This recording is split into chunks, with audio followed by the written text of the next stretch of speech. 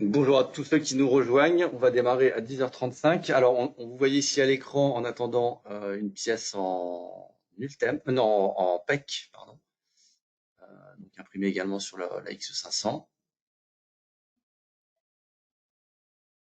Ici, même matière. Ici, une pièce où je crois qu'on est en ABS biocompatible sur celle-ci.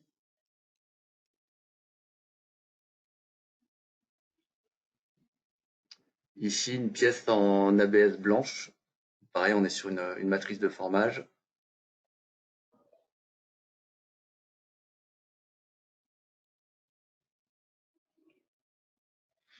Ici, on retrouve une pièce en PEC.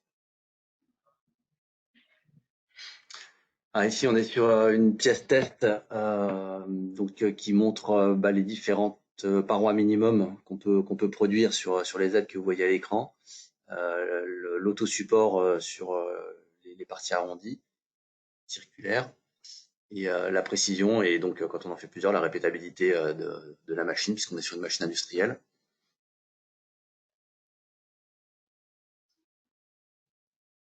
Alors ça, c'est une pièce qui est intéressante, puisque c'est une pièce sur laquelle on a passé pendant moins de 3 secondes de l'acétone afin de lisser totalement les parois. Donc là, à la base, on était en ASA.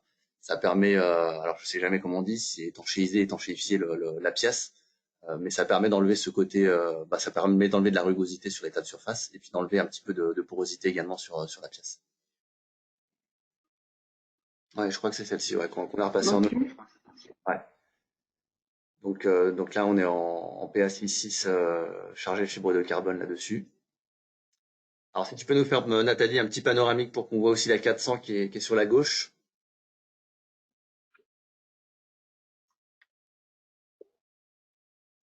Magnifique panoramique. Voilà, donc on a ici le petit modèle de chez German dont on va parler après, la X400. Et donc à sa droite, ce que vous aviez vu, la X500, qui est le fleuron, je dirais, chez German, qui permet de traiter à peu près tous les matériaux qui existent.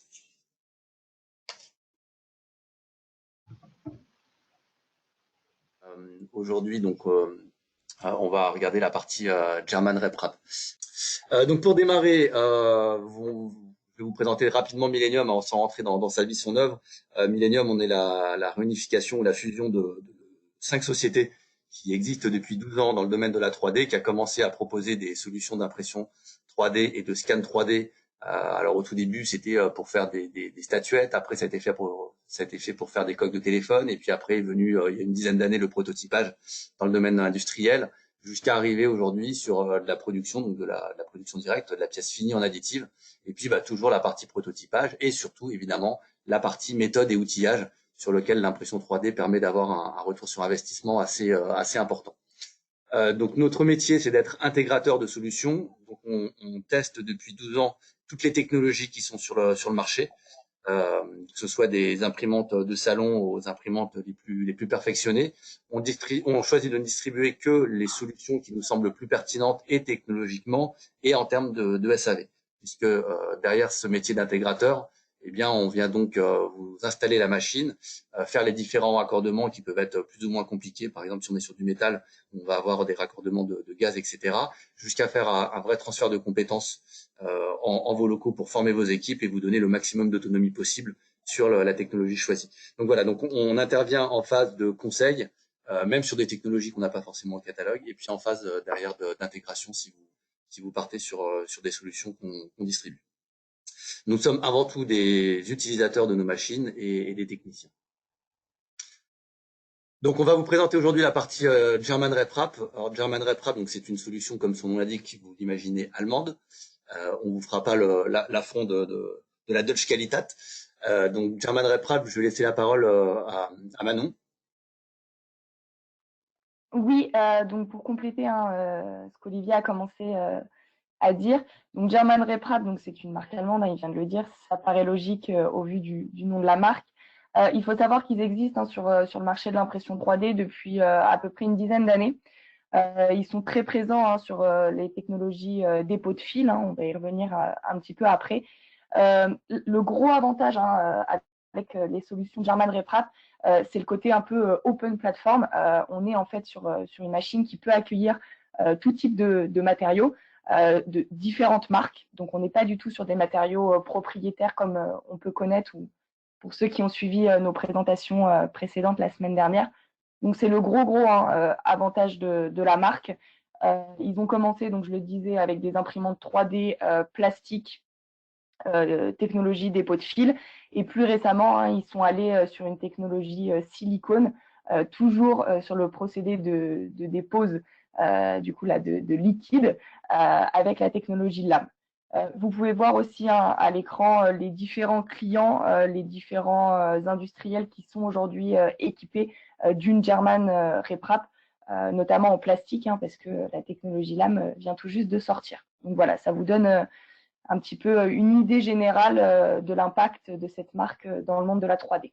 Donc, je rebondis sur ce slide. En effet, Manon, tout est ouvert, c'est-à-dire le hardware est ouvert. Donc, on va pouvoir se sourcer au niveau pièces détachées, pièces de remplacement, amélioration de la machine sur des éléments totalement ouverts. Le software est également totalement ouvert, puisqu'on utilise Simplify, on va y revenir. Et les matériaux, donc comme Manon vous l'a dit, vous pouvez utiliser n'importe quel type de matériaux. Alors, il faut savoir qu'avec les machines dépôt de fil, on vous conseille une liste de matériaux sur lesquels on vous fournit les paramètres software et hardware de façon à garantir la bonne fabricabilité sur ces matériaux-là. Mais vous êtes ouvert pour aller sur d'autres matériaux, soit plus compliqués à produire, soit plus exotiques en termes de marque. Bref, voilà, il y a de quoi faire. Donc, comme on l'a dit, cette technologie sur les principales machines, on est sur de la technologie FFF, donc fuse filament, donc ou FDM, entendez-le comme vous voulez. Donc, on est ici sur un principe de deux têtes, donc deux têtes qui vont se décaler sur le Z en fonction de l'utilisation de l'une ou de l'autre. Donc, ces deux têtes vont nous permettre différentes choses. Encore une fois, tout est ouvert. On peut imaginer sur une tête avoir un support soluble comme du PVA, et puis sur l'autre tête, donc ce qu'on va appeler la matière support, et puis sur l'autre tête, ce qu'on va appeler la matière modèle, par exemple un PLA. Donc, on va pouvoir jouer comme ça sur matériaux modèle, matériaux support, pour imprimer des pièces avec des cavités où on aurait du support qui serait un peu compliqué à enlever. On peut aussi imaginer ces deux têtes pour imprimer deux matériaux qui seraient sur des gammes de température un peu similaires, ou pourquoi pas mélanger deux couleurs. On sera toujours contraint au FDM, donc à mélanger ces couleurs sur le Z, sur la couche. Donc le principe du FDM, je suis pas sûr qu'il faille revenir dessus pour vraiment les novices. On a donc un filament de thermoplastique qu'on vient dérouler depuis une bobine. À travers le parcours, ce filament est petit à petit chauffé jusqu'à être chauffé à son point d'extrusion au niveau de la tête. Et donc là, la tête va sortir sur un diamètre qui va être réglable en fonction de la buse, en fonction des paramètres software ou machine qu'on aura validé. On va pouvoir donc sortir différents diamètres de fil et monter comme ça la pièce couche par couche, donc toujours en Z, monter cet élément. À savoir que sur les technologies FDM, et on le retrouve bien évidemment chez German RepRap, on va avoir selon les matériaux la capacité de créer des volumes en porte-à-faux jusqu'à des angles à peu près entre 44 et 48 degrés selon les matériaux, sans support. Donc le support peut être une matière spécifique, on vient de le dire, ça peut être également la matière modèle, auquel cas le logiciel nous permet de générer automatiquement un support qui soit extrêmement faible en termes de densité et qu'on puisse enlever assez facilement. Donc au niveau des matériaux, on en parlait, tout est ouvert. Donc on va avoir la machine donc qui est fournie avec les paramètres, encore une fois, software et hardware, sur des matériaux comme relativement simples dans le domaine du FDM, comme de l'ABS, des PLA ou des choses comme ça. Derrière, on va savoir aller sur des matériaux un peu plus spécifiques, des matériaux qui peuvent être par exemple normés. Je pense, c'est notamment le cas en ce moment, à des ABS biocompatibles. Je pense à des PA6, des PA66. Voilà, jusqu'à des matériaux beaucoup plus compliqués à produire. Donc ça, on pourra le faire pas sur toutes les machines German, mais notamment sur le fleuron, la X500 qu'on va revoir après, où là, on pourra aller sur des matériaux plus techniques comme du polycarbonate, voire d'autres éléments encore plus haut dans la pyramide industrielle que vous voyez à l'écran, la pyramide industrielle des thermoplastiques, je dirais, où on commence à la base sur tout ce qui est polypropylène, PE, PVC, ABS, PLA, jusqu'à monter sur des pommes, des PA, donc comme je l'ai dit, des PA6, des PA12 pour leur capacité en flexion, notamment le PA12 qu'on connaît souvent sous le nom de nylon, et jusqu'à aller sur des matériaux semi-cristallins. Où là, ça nécessitera un peu plus de travail, aussi bien au niveau de l'imprimante que en préparation avant impression et en post-traitement après impression. Je pense au recuit, mais on y reviendra. Donc voilà, donc vous êtes totalement ouvert sur plein de types de matériaux. Les matériaux que vous avez à l'écran sont les matériaux qui sont listés par le fabricant German RepRap, ceux sur lesquels on vous donne justement tous les paramètres machine, software et hardware pour pouvoir les produire. Après, s'il y a d'autres matériaux que vous souhaitez produire, bah, l'intérêt de German RepRap, c'est qu'on est quand même sur une société à taille humaine. Bien qu'elle ait été rachetée, vous l'avez peut-être vu le mois dernier par Harburg, un grand fabricant de machines en Allemagne. Ça reste aujourd'hui une société à taille humaine au sein d'Harburg, donc totalement à l'écoute sur l'extrusion de matériaux plus exotiques qui vous seraient chers. Juste pour compléter hein, ce que Olivier vient de dire sur les matériaux, pour vous donner une idée, le plastique pomme, hein, c'est un plastique qu'on utilise généralement en injection plastique quand on va chercher de la rigidité pardon, et de la résistance méca. Les pics et les pecs qui sont donc du coup des matériaux semi-cristallins, Olivier vient de le dire, attention avec ces matériaux-là, ça demande beaucoup de paramètres et ça demande notamment un four de recuit, on y reviendra un petit peu après, pour finir en fait de cristalliser la pièce comme son nom l'indique. Alors, qu'est-ce qu'on va faire, ou plutôt qu'est-ce que nos clients font? Alors, on va pas vous lister 50 exemples clients, on va prendre des exemples dans différents cas. Vous avez ici, par exemple, quatre types. Le premier dans le domaine automobile, où on est sur une pièce donc en fibre de verre, donc un thermoplastique chargé en fibre courte de fibre de verre, donc ce qui nous permet d'améliorer la rigidité à moindre coût parce que la fibre de verre est moins chère que la fibre de carbone. Alors, sur l'exemple numéro 2, vous avez donc un exemple, cette fois-ci chargé en fibre de carbone pour l'aérospatiale. Donc la fibre de carbone est un peu plus chère, mais nous permet d'avoir beaucoup plus de légèreté. Donc toujours en fibre courte, insérée dans ce thermoplastique, donc ici un PA6. En exemple 3, donc vous avez du PEC. Alors les PEC et le PIC, comme vient de le citer Manon, qui demande un post-traitement après impression. Donc là, la pression se réalise facilement, mais si vraiment vous voulez arriver sur les caractéristiques finies de la matière, ça nécessite un recuit, on va en reparler. Et puis en quatrième exemple, vous avez un exemple donc sur une matière beaucoup plus simple à produire, du PLA, où là l'avantage des machines German RepRap, ça va être la taille de la chambre de fabrication, qui nous permet d'aller sur des pièces assez conséquentes. Je sais pas si tu as des choses à rajouter, Manon, sur ce slide peut-être. Non, voilà, le gros est dit, on a essayé sur cette slide-là de vous présenter plusieurs matériaux, hein, d'un matériau très simple comme le PLA à des matériaux un petit peu plus complexes sur des cas d'application concrets. Et puis aussi pour vous montrer hein, que la German RepRap s'adapte à beaucoup, beaucoup de domaines d'activité. On parle automobile, on parle aérospatial, voilà, c'est assez divers. Je pense que Olivier va présenter, je crois, 2 ou 3 cas clients concrets juste après pour vous donner une large idée de ce qu'on peut faire. Ouais, tout à fait, Manon. Alors, cet exemple, j'espère que vous avez tous à l'écran. Donc là, on est sur Airbus hélicoptère, donc il utilise à différentes fins. Évidemment, à des fins de prototype, hein, on va pas renfoncer le clou. Évidemment, l'impression 3D aide énormément sur la partie prototypage, mais également sur des parties outillage ou même sur certaines pièces série, puisqu'on est dans ce domaine-là sur des petites quantités. On ne sait pas traiter aujourd'hui des besoins de série comme l'industrie automobile chez des grands fabricants. Mais donc ici, ça répond plutôt bien. Donc vous avez à droite une partie prototype sur un support de caméra.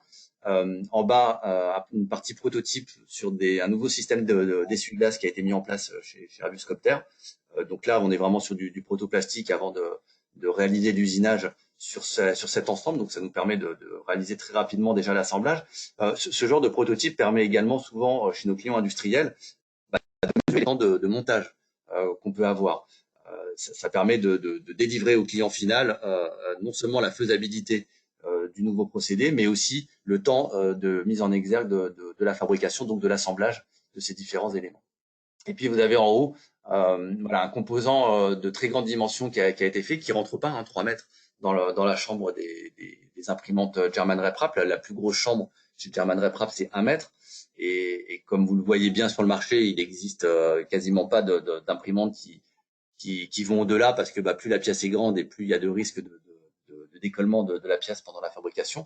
Donc là, on utilise soit comme des menuisiers, soit façon puzzle, des techniques de montage, donc soit du tonneau mortaise, soit ici, voilà, on voit des parties mâles et femelles pour venir emboîter des pièces comme ça de très grande dimension dans le domaine du prototype. Autre exemple derrière sur cette fois-ci la partie automobile. Donc là, on est chez un préparateur automobile. Donc là, on est vraiment aussi dans de la pièce série parce qu'on est encore une fois dans des petites quantités, bien que relativement intéressantes, puisque comme vous le voyez à l'écran, 40 000 pièces.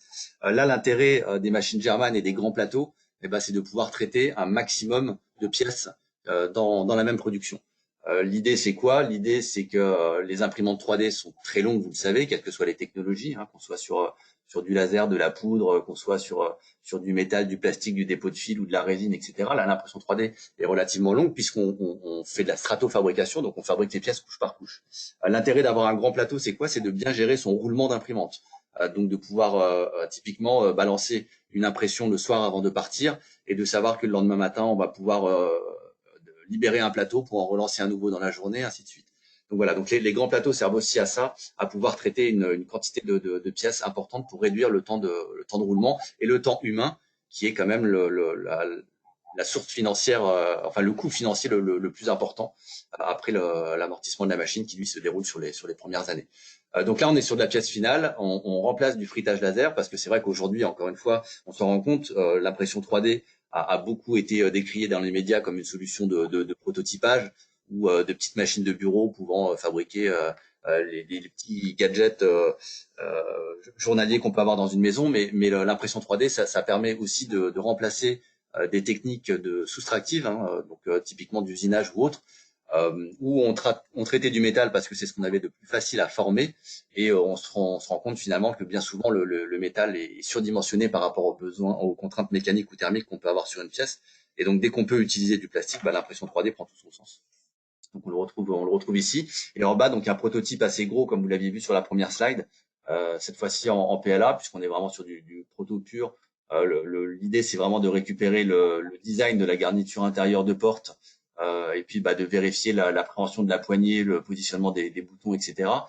Donc là, on est sur un prototype, et puis très vite, sur ce cas client, on va dériver sur des pièces d'outillage qui vont nous permettre de faire toutes les pièces de gabarit de maintien, des pièces de positionnement, des gabarits de perçage qu'on peut avoir également à faire sur la pièce définitive, sur cette garniture de porte. Dernier exemple sur une partie cette fois-ci, on va dire entre guillemets médicale, en tout cas au niveau de l'orthopédie. Vous avez deux exemples clients. Le premier où on est sur de la fabrication de chaussures orthopédiques. Donc là, on va utiliser l'impression 3D et les German RepRap pour réaliser les matrices ou les négatifs des différentes semelles qu'on voudrait faire derrière, donc que ce soit en silicone ou dans d'autres méthodes. Donc là, l'impression 3D de German RepRap va être utilisée comme méthode, comme outillage. Et puis dessous, sur un fabricant de corsage. Alors vous avez pu voir qu'il y a plusieurs sociétés qui commencent à émerger sur ce domaine, notamment lié au cancer des seins. Donc voilà, donc ici on est sur du proto et sur de l'outillage, on va dire lié aux méthodes de fabrication dans ces domaines orthopédiques. Alors après, si vous voulez d'autres exemples clients, on pourra vous en envoyer d'autres. Le but, c'était pas de passer non plus la matinée là-dessus, mais de vous présenter les machines et à travers le PowerPoint et en live juste après avec notre collègue Nathalie qui est derrière. Je repasse la main à Manon qui va rentrer donc un peu plus dans les machines FDM de chez German. Donc, la première chose dont on va parler, c'est les machines donc, FDM. C'est pour ça qu'on voit la lame sur ce graphique-là qui est un petit peu excentré. Donc, la gamme chez German RepRap, c'est X400, X500 et X1000. Globalement, ce qui va faire évoluer le prix, bien évidemment, c'est les options et les caractéristiques. Notamment, on se rend bien compte sur ce graphique-là que la X400 ne possède pas de chambre thermorégulée. Le véritable critère, c'est le volume de fabrication. On peut passer du simple au double entre la X400 et la X1000, voire un petit peu plus. Donc, c'est vraiment ce qui définit le prix de la machine. Donc, ça, c'est les 3 machines disponibles chez German Reprap dans la gamme FDM. La lame qui est un petit peu excentrée, on y reviendra tout à l'heure. Donc, je vous ai mis quelques caractéristiques techniques à droite sur les machines. Si vous avez des questions à ce niveau-là, posez-les dans le chat et puis on y reviendra au moment du live.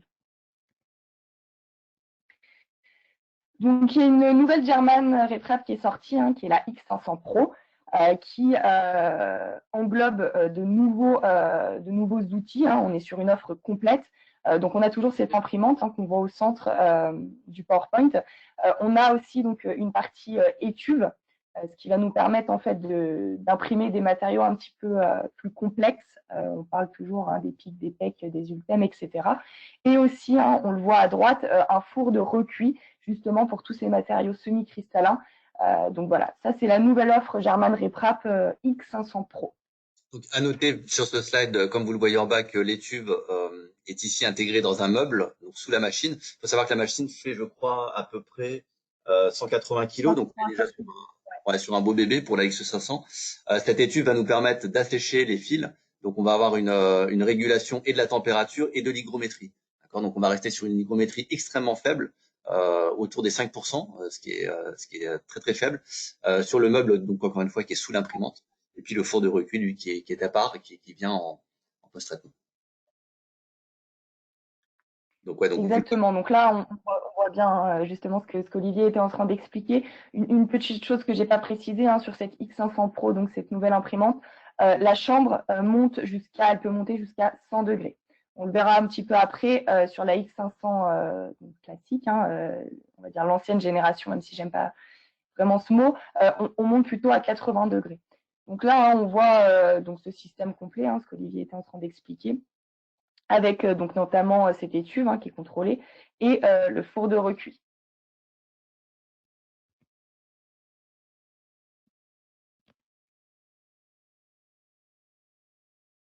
Donc maintenant, on va rentrer un petit peu plus dans les spécificités donc, de la X500, qui est le modèle, on va dire, phare de chez German Reprap. Donc la première chose qui est très importante, c'est le banc d'impression, qui est en céramique sur la X500. Sur la X500 Pro, donc la nouvelle génération, on est sur un plateau en aluminium. Donc je reviens sur la X500, celle-ci, donc un plateau en céramique. Alors, le céramique, c'est un gros avantage, ça résiste en fait aux déformations, donc ça nous permet déjà de retirer nos pièces beaucoup plus facilement et d'éviter tout ce qui est décollement ou déformation de nos pièces au moment de l'impression ou quand on récupère notre pièce. Il faut savoir que la céramique, elle résiste jusqu'à environ 400 degrés. Elle peut monter jusqu'à 800 degrés, mais sur les matériaux qu'on a besoin d'extruder, on ne monte pas autant en température. Donc ça, c'est le premier gros avantage. La deuxième chose, c'est que ce banc d'impression en céramique est chauffant, de mémoire jusqu'à 120 degrés. Donc ça, en fait, ça optimise la qualité du processus. Ça améliore aussi du coup l'adhérence de l'objet et ça augmente la précision de l'objet produit. Autre chose très importante sur ce plateau d'impression, c'est un étalonnage en fait et une mise à niveau automatique du banc. Donc en fait, grâce à cette mise à niveau automatique, le banc d'impression lui est réglé donc en hauteur avant qu'on lance notre première impression par une mesure laser. C'est ce qu'on voit ici sur la présentation. Du coup, on a besoin de régler, si je peux dire, une seule fois notre plateau à la mise en service de l'imprimante. Il n'est pas nécessaire de procéder à un ajustement assez fastidieux et compliqué du niveau d'impression avant chaque tâche. Ça permet du coup forcément un gain de temps considérable et ça permet aussi de veiller à un écartement constant entre la buse qui va extruder la matière et le banc d'impression. Donc voilà, c'est les deux choses vraiment à retenir sur ce plateau d'impression qui sont plutôt bien pensées et bien étudiées. La deuxième spécificité de la X500, c'est sa chambre thermorégulée. Donc, on est sur une zone de production chauffée à 80 degrés maximum. Ça permet en fait de venir imprimer donc, des matériaux haute température. Il y a aussi, donc je vais revenir juste après, ces têtes d'impression qui peuvent monter jusqu'à 400 degrés, donc toujours dans un souci d'impression de matériaux techniques et complexe.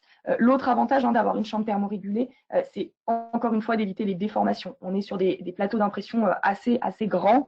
Alors, c'est vrai qu'on privilégie ces grands volumes de fabrication plutôt pour optimiser le plateau et venir imprimer plusieurs petites pièces plutôt que d'imprimer une seule grande pièce sur l'ensemble du volume de fabrication. En revanche, avec cette chambre thermorégulée, on a la possibilité tout de même de le faire, même si nous, c'est quelque chose qu'on ne recommande pas forcément pour l'optimisation de cette imprimante. En revanche, c'est tout à fait possible grâce à cette chambre thermorégulée. Ça évite notamment les déformations qu'on peut connaître sur du PLA, sur d'autres technologies. Donc ensuite, les têtes d'impression. Donc on utilise 2 têtes d'impression. Donc c'est les DD4, pour ceux qui connaissent, c'est les dernières normes sur les têtes d'extrusion pour les machines ouvertes. Elle utilise donc un refroidissement à eau. C'est très important aussi de le souligner. Du coup, ça assure un fonctionnement simple et une haute répétabilité. Donc la tête d'impression, on a plusieurs choix, plusieurs possibilités là-dessus, plusieurs diamètres selon les diamètres de filament également. Il y a aussi sur cette imprimante X500 un guidage du filament. Donc en fait, l'entrée du filament qui est en forme d'entonnoir, lui assure du coup une haute fiabilité du processus et une prise en charge de l'insertion du matériau. Donc l'alimentation en matériaux se fait sur le côté de la machine. On voit une poignée, donc on a 2 bobines. Et en fait, c'est un chargement classique comme on peut connaître en FDM. Et donc ensuite, on va présenter rapidement la machine lame, qui est la nouvelle machine silicone. Je vais laisser Olivier vous expliquer cela. Oui, merci Manon. Alors là, on est totalement sur une autre technologie, bien qu'il s'agisse encore d'extrusion, mais on n'est plus du tout sur du fil. Là, on est vraiment sur de l'extrusion liquide. Donc, German RepRap a été le premier à sortir cette technologie. Et donc, aujourd'hui, c'est quand même German qui maîtrise réellement cette technologie silicone. Donc, on est vraiment sur du silicone pur, donc qui vont nous permettre derrière de bypasser toutes les phases de moulage silicone ou autre qu'on peut connaître, et donc de venir fabriquer couche par couche en Z à partir de ce silicone pur liquide, de monter la pièce. Donc l'imprimante va venir extruder ce silicone et va venir le durcir couche par couche. Donc vous voyez différents exemples qui sont réalisés à l'écran. Donc derrière, on va avoir. Je rajoute. Vas-y. Oui, je voulais juste compléter ce que tu disais, Olivier. Un point qui est très important sur le matériau, le silicone utilisé. Il faut savoir que c'est le même silicone avec les mêmes propriétés mécaniques qu'on peut utiliser dans l'industrie en France. Autre point, en fait, on a 2 cartouches, si je puis dire. Une première cartouche donc avec ce fameux silicone qui est très connu, et une deuxième cartouche avec justement le durcisseur. C'est ce que Olivier était en train de vous dire. Donc encore une fois, on n'est pas du tout fermé, on n'est pas du tout bloqué par la matière première pour nos impressions. Donc derrière, vous voyez des applications, donc que ce soit en termes d'étanchéité, de connecteurs électriques souples, voilà, d'applications médicales. Voilà, encore une fois, on est sur de la matière, donc comme Manon le dit, ouverte, et on est vraiment sur des silicones purs. Ça, c'est très important de l'indiquer. On n'est pas sur un matériau constructeur fermé, aux caractéristiques pas toujours très claires parce que breveté ou déposé. Voilà, là, ça, on reste dans la logique German RepRap du tout ouvert. Autre exemple que vous avez sur la slide suivante, donc pareil sur des, alors ça peut être aussi des pièces de préhension, des pièces de posage. L'exemple qu'on aime bien, c'est l'espèce de petite pyramide que vous avez à droite. Alors c'est toujours intéressant quand on la touche parce qu'en fait, on arrive à bien prouver l'étanchéité sur cet exemple-là. C'est-à-dire que quand vous appuyez dessus, et ben vous êtes bloqué par l'air qui est resté enfermé. Donc il n'y a vraiment aucune évacuation de l'air. On est vraiment sur une excellente étanchéité. Et comme on est sur du silicone pur, on est sur un short extrêmement faible, donc qui nous permet aussi d'utiliser ces pièces pour étanchéifier ou iser, je ne sais pas jamais comment on dit, des pièces mécaniques par exemple. Donc tout ça fonctionne à travers une partie software. Je vais laisser Manon vous en parler. Donc, Olivier l'a dit en début de présentation, on le répète, German, voilà, on est sur une open platform. Donc, c'est piloté par le logiciel donc Simplify 3D que certains d'entre vous ont déjà dû manipuler ou connaissent de nom. C'est quand même assez connu et reconnu dans le monde de la 3D. Je ne vais pas rentrer vraiment en détail dans ce logiciel. Je vais vous expliquer quelques caractéristiques et quelques options qui sont disponibles sur le logiciel. Il faut savoir que c'est un logiciel très dense et plutôt très complexe. Nous, en tant que Millennium 3D, on propose justement au moment de l'achat de l'imprimante une formation sur le logiciel avec un expert. Voilà, parce que c'est quelque chose qu'il faut maîtriser. Même des gens qui sont dans l'impression 3D depuis plusieurs années ne connaissent pas encore tous les paramètres. Donc là, je vais vous présenter des paramètres de base dont on a besoin lorsque l'on lance une impression et qui sert en fait d'interface avant de lancer le job. Donc, je vous ai mis quelques captures d'écran pour que vous voyez un petit peu l'interface logicielle. Donc, on voit, il y a beaucoup d'options, beaucoup d'icônes. C'est très, très dense comme logiciel. La première chose, il y a eu une mise à jour qui a été faite du logiciel très récemment. Donc, on est sur la version 4.0. Donc, la première chose à savoir, c'est que là, vous le voyez à l'écran, il y a énormément de variables pour appliquer des réglages particuliers à n'importe quelle région de l'objet imprimé. Donc, en fait, avec ce système de variables, le paramétrage sectoriel du logiciel Simplify 3D, lui, permet donc de changer n'importe quel réglage pour une région précise. Donc, ça, c'est la première chose à savoir. La deuxième chose, c'est qu'on a une prévisualisation du process d'impression 3D en continu. C'est-à-dire qu'on peut vérifier les renforts de nos pièces quand on est sur, par exemple, des matériaux composites avec des renforts fibrés, etc. On a une visualisation, donc on le voit sur la première capture d'écran, avec différentes couleurs. Ça permet quand même d'être un petit peu plus lisible au moment où on importe notre fichier et où on veut en fait venir renforcer notre pièce. L'autre point, donc, c'est des transitions qui sont transparentes entre les process, quels que soient les paramètres qui ont été modifiés ou que vous allez modifier entre les différents process.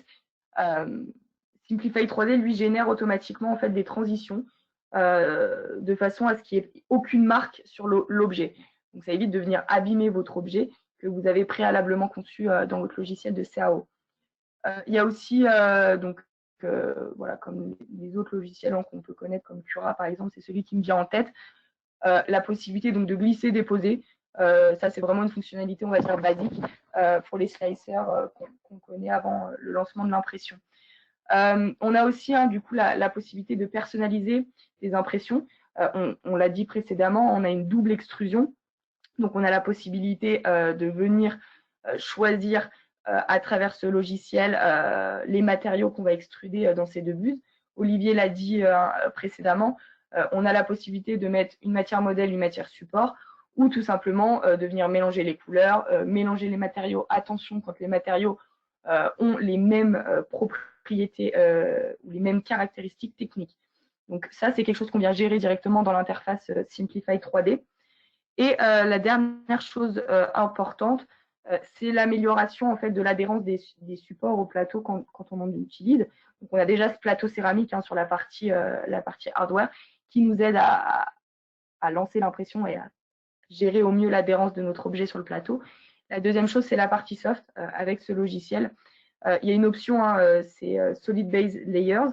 Là, en fait, grâce à cette option-là, les supports du coup peuvent être reposés donc, sur plusieurs couches solides afin en fait d'accroître leur adhérence sur le plateau. Donc voilà, c'est quelques options qui sont possibles avec le logiciel Simplify 3D. On pourrait en parler encore pendant un bon nombre de temps parce qu'on a vraiment beaucoup de possibilités avec ce logiciel.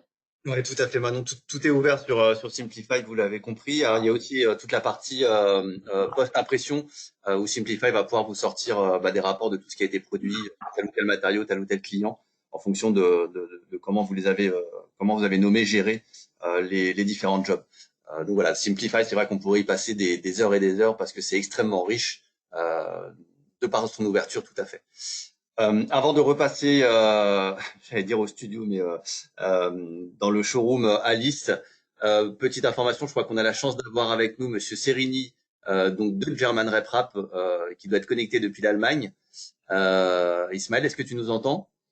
Si tu nous entends, je libère ton micro, mais je t'invite à prendre la parole.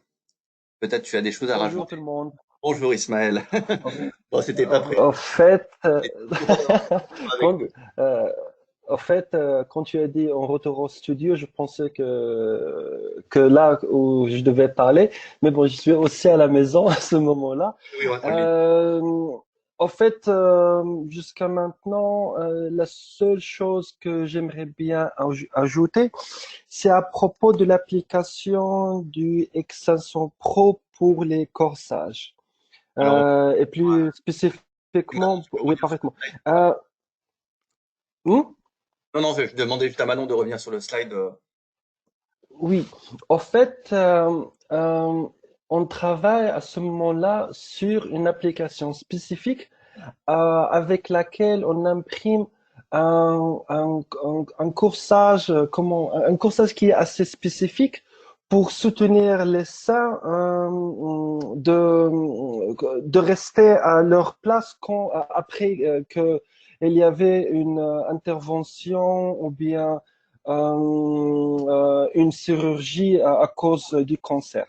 Au fait, ce qui est aussi assez intéressant, c'est que le silicone qu'on utilise à ce moment avec la LAM, qu'il est FDA approved, ce qui veut dire qu'on peut l'utiliser pour ces applications-là. Ok. Et pour le reste, au fait, tout est parfait. Je n'aurais pas pu faire ça mieux que vous, au fait. Merci beaucoup, Merci j'apprécie. pour ta présence et merci pour l'effort de parler en français. Monsieur Ismaël Kérini qui est coach chez German Rep Rap actuellement en Allemagne. On va repasser la main à notre collègue Nathalie qui est à Paris. Manon, si tu peux revenir sur le slide de la présentation de la gamme, puisqu'on a une question au niveau des prix des différentes machines. Nos graphes sont peut-être pas forcément très lisibles. Donc vous avez donc en crescendo en termes de prix la X400, la X500, la X500 Pro, la X1000 et la lame. Donc la X400, on est sur un budget aux alentours des 20 000 euros, comme vous le voyez sur la partie de gauche. X500, X500 Pro, où on va être autour des 40 000 euros. 40-50 000, entre la 500 et la 500 Pro, avec ou sans les options, des fours, etc. Sachant que c'est upgradable par la suite. Encore une fois, tout est ouvert. Et puis la X1000, où elle, on est autour des 50 000. Alors, faut bien noter que la X1000 est quand même dédiée à du grand volume sur du PLA, voire de l'ABS. D'accord, on va pas aller sur d'autres matériaux sur la X1000. L'enceinte n'est pas faite pour, contrairement au X500 et X500 Pro. Je vais repasser la main donc à notre collègue Nathalie Fournier. Donc normalement vous devriez voir à l'écran la X500. Alors Nathalie, je sais que c'est un peu sport, mais si tu peux nous ouvrir le capot de la X500. Donc vous avez à gauche, donc là voilà, elle ouvre le capot, donc le capot translate. Alors comme vous le voyez, c'est un beau bébé, je parle de la machine. Donc vous voyez Nathalie à côté, donc on est sur une belle machine de 185 kilos, je crois. Nathalie, je sais que le portable est un peu lourd, mais si tu peux t'approcher de la tête avec l'ordinateur et la webcam. Hop, alors tenez-vous bien, on est embarqué. Voilà, donc vous l'avez compris, énormément de technologie dans cette tête qui est régulée thermiquement grâce au fluide, grâce à de l'eau. Donc l'eau ne sert pas seulement à refroidir, mais également à maintenir la température là-dessus. Donc vous voyez les deux têtes, donc, comme on le disait précédemment, qui translatent en Z en fonction de l'utilisation de l'une ou de l'autre. Les petites brossettes de nettoyage à gauche. Donc on est évidemment sur des mouvements XY là-dessus. La machine est entièrement en tôle, d'où son poids. On est vraiment sur du matériel industriel et professionnel, bien qu'étant totalement ouvert. Euh, voilà, on est vraiment sur une machine qui est faite pour offrir de la répétabilité et de la sécurité sur la production. Je te laisse du coup, Nathalie, revenir. Tant que c'est embarqué, si tu arrives à ouvrir la porte qui est à gauche, donc pour montrer euh, l'emplacement du consommable. Hop, tac. Donc, on est capable donc de venir mettre nos bobines sur la partie gauche que Nathalie est en train d'ouvrir. Voilà ici. Voilà. Alors, après, encore une fois, c'est ouvert, donc on peut imaginer remettre du consommable à l'extérieur ou changer différentes choses. Donc, on voit ici le départ de la bobine donc, qui repasse dans nos tubes de PTFE, je crois, jusqu'à arriver à la tête. Donc, le fil qui est chauffé petit à petit jusqu'à arriver à la tête qui va donc le chauffer à son point d'extrusion derrière. Donc là, on est sur la X500. Donc avec le plateau que vous apercevez vert, donc comme Manon vous l'a dit, la X500 Pro a un plateau derrière en céramique. Ici vous avez l'écran tactile. Alors c'est vraiment un ordinateur, hein. C'est pas une interface fabricant limitée. C'est vraiment un ordinateur intégré, donc avec un stylet pour le côté tactile, avec un écran résistif, donc qui nous permet d'aller dans tous les paramètres hardware depuis cet écran. Et puis donc sur la partie gauche, vous apercevez la X400. Si tu peux te tourner un petit peu à gauche, Nathalie, s'il te plaît.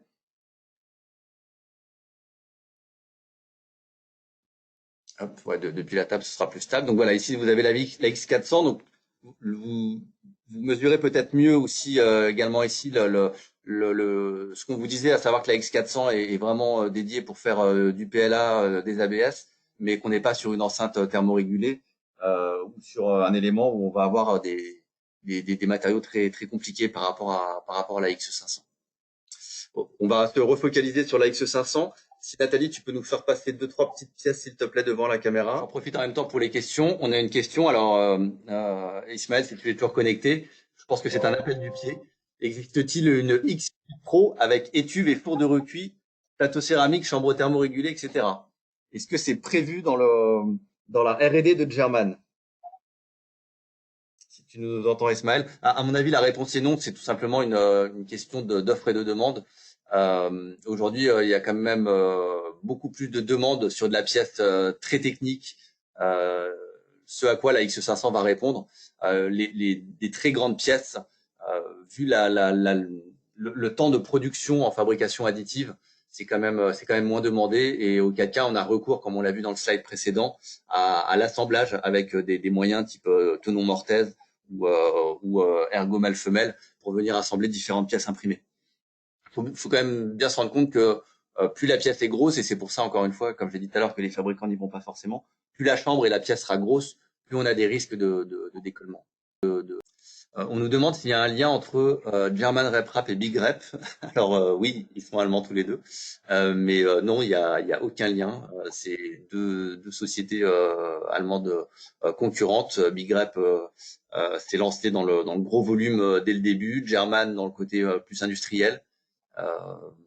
Voilà. Mais Monsieur Serini de German Rep Rap est en train de vous répondre en même temps. Voilà, donc on retrouve encore un autre exemple ici. Donc là, on est sur un ASA, je crois. Alors, l'ASA, c'est les mêmes caractéristiques mécaniques et thermiques que l'ABS. Par contre, c'est un matériau qui est de plus en plus injecté dans les biens de consommation parce qu'il est certifié aux UV, contrairement à l'ABS. Et c'est le même prix. Donc, vous retrouvez de plus en plus d'éléments de biens de consommation, d'appareils extérieurs, jardinage, piscine, etc., qui sont maintenant produits en ASA plutôt qu'en ABS, de par cette certification UV, donc qui garantit de ne pas avoir de décoloration au niveau des couleurs, mais surtout de ne pas fragiliser les pièces dans le temps. Je pense qu'on vous avez tous souvent vu des pièces plastiques, notamment dans le domaine de la piscine, qui à force d'être trempées dans l'eau et sous l'effet des UV, commençaient à se fissurer, à se casser. Voilà, c'est quelque chose qu'on n'a pas grâce à la durée de vie de l'ASA et à sa certif UV. Ça, c'est une pièce qu'on avait faite pour General Electric en ABS vert discret. On a stoppé l'impression pour montrer le taux de remplissage à l'intérieur, et là on est sur une matrice, donc une pièce positive, sur du, je crois que c'est pour mettre du composite derrière, pour dérouler du composite sur la forme. Donc là on va utiliser la précision des German pour avoir cet état de surface et la garantie de ces courbures. D'ailleurs, en termes de précision de couche, on n'en a pas forcément parlé, j'attendais d'avoir la question. On peut descendre jusqu'à 100 microns. Donc, ce qui est déjà plutôt très bien sur des technologies FDM. Et on le voit hein, sur les pièces, on a très peu, ce qu'on peut voir sur d'autres technologies, les strates de chacune des couches. Ouais, et puis j'en profite pour pousser mon petit coup de gueule entre guillemets sur ce qu'on voit sur beaucoup de documentation commerciale de vendeurs d'imprimantes. Arrêtez de croire qu'une imprimante FDM est capable d'aller en dessous de 100 microns. Retenez le plus fin des cheveux humains, c'est 80 microns. Vous imaginez bien qu'avec la force de la gravité, comme bien même la chambre est thermorégulée, elle est pas sous vide.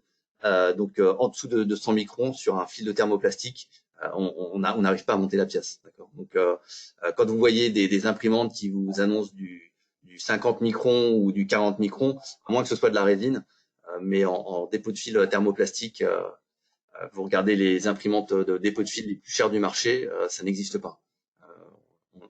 On est à minimum, c'est le top du top à 100 microns.